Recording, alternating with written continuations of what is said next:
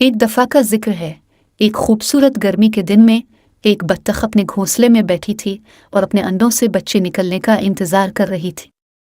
इसके पास 5 अंडे थे और वो बेसब्री से अपने बच्चों के आने का इंतज़ार कर रही थी।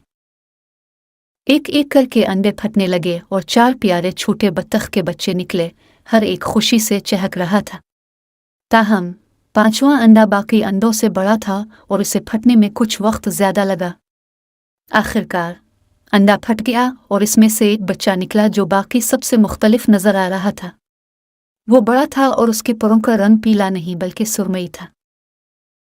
माँ बत्तख को हैरानी हुई, लेकिन उसने इसे प्यार से कबूल किया। बदकिस्मती से फार्म के बाकी जानवर इतने मेहरबान नहीं थे।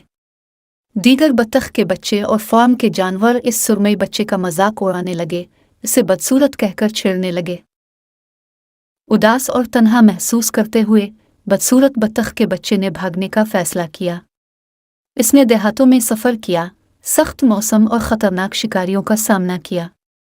उसने मुख्तलिफ जगहों पर आर्जी पना ली, लेकिन जहाँ भी गया उसे मुस्तरद्दी और मजाक का सामना करना पड़ा। एक तूफ़ानी रात, जब बदसूरत बत्तख का बच्चा एक झाड़ी के नीचे कांप रहा था, एक मेहरबान परी इसके सामने ज़ाहिर हुई।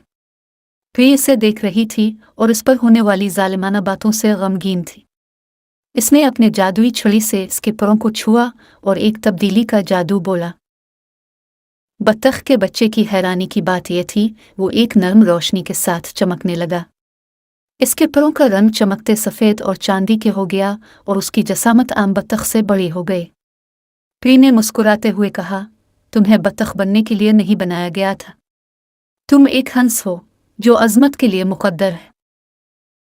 नई उम्मीद और एतमाद के साथ अब शानदार हंस ने परी का पीछा किया, जो उसे जादुई जंगल के गहराई में एक जादुई झील तक ले गए।